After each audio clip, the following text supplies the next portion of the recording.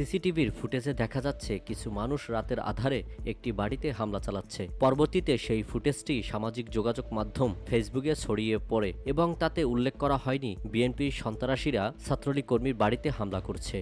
বসুন্ধরা, উত্তরা, বনশ্রী, কুড়িল ও বাড্ডা সহ রাজধানীর বিভিন্ন স্থানে অভিজাত ও অত্যাধুনিক মানের ফ্ল্যাট কেনার এক নির্ভরযোগ্য প্রতিষ্ঠান প্লেজেন্ট প্রপার্টিজ লিমিটেড।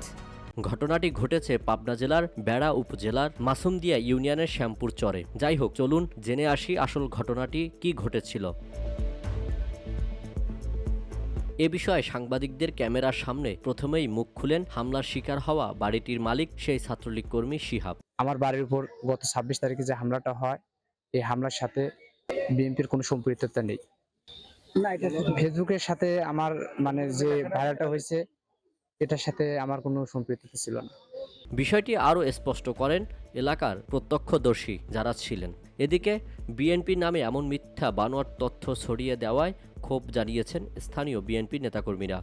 শিহাব একজন বাংলাদেশ ছাত্রলীগ করেন, এটা তার পারিবারিক একটা তার পার্সোনাল একটা মতামত, সে সংগঠন করতেই পারে। সেই সংগঠন যে এটা মিথ্যা যে আশ্বাস দিল বিএনপির যে লোকজন আসে, ছাত্রদল, যুবদল, এই যে সব তার বাড়ির যে হামলা, এসবের সম্পূর্ণই মিথ্যা কথা। দলীয় কোনো এনে বিষয় কোনো মারামারি না, এবং পারিবারিক এবং পার্শ্ববর্তী বন্ধু বান্ধব মারামারি, সেই বিষয়টা নিয়ে যে আমাদের দলের যে একটা মিথ্যা একটা অপবাদ দিল, এটার আমি তীব্র নিন্দা ও প্রতিবাদ জানাই। এলাকা তুচ্ছ ঘটনাকে কেন্দ্র করে কেন বিএনপির নাম জড়ানো হলো, তারা মনে করেন এই হামলার সাথে যারা জড়িত তারা সবাই আওয়ামী লীগের রাজনীতির সাথে সম্পৃক্ত। বিএনপির নাম জড়িয়ে একটি মহল মিথ্যাচার করেছে। এই ঘটনায় তীব্র নিন্দা ও প্রতিবাদ জানিয়েছেন স্থানীয় বিএনপি নেতাকর্মীরা। VOD Bangla news desk.